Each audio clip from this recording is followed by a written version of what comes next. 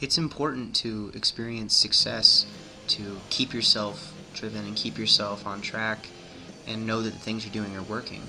But I think a lot of the time we forget the importance of experiencing disappointment, of experiencing something that doesn't go well despite your best efforts, and growing from that process. And this week was in lifting for me was a little bit of one of those weeks. This video has footage from 2 of my workouts.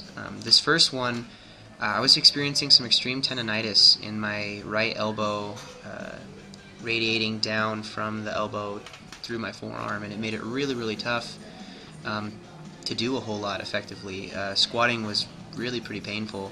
Benching wasn't so bad. I did these close grip sets, kind of just called it a deload, did some lightweight with the Tyler grips on there. They're soft rubber grips that generally help.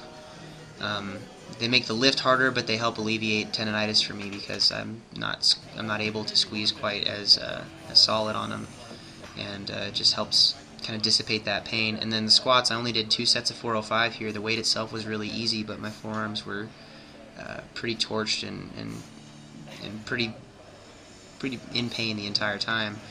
And so I called the workout pretty short there. I did a little bit more close grip work afterwards, and then moved to focus on my next session, which was going to be that heavy deadlift session that I had planned. And I mean, spoiler alert, it just didn't go the way I wanted it to.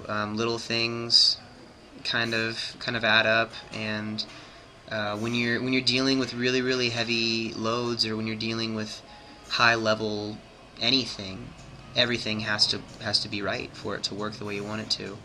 And I ended up being a little bit disappointed. This is that next day. I took Wednesday off, came in on Thursday, and was pulling. That was a 625 warm-up. Was feeling good. On this 720, it was supposed to be for a double. That left side of the bar, you don't see it, but it's in the divot that's in this on the platform. You see how slow that comes off the ground and how crooked I pulled it. And I was just so frustrated that it went so slow.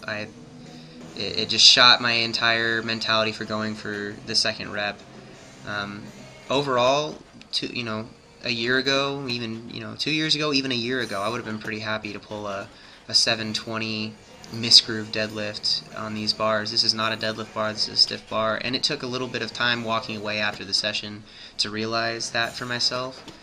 But ultimately, I was disappointed, and I walked away and told myself, what are you doing?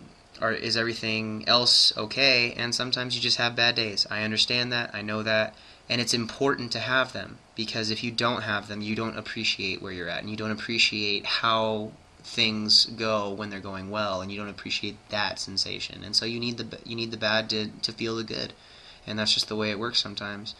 I took Friday off and have been working the last 2 days, and I will be back in tomorrow morning.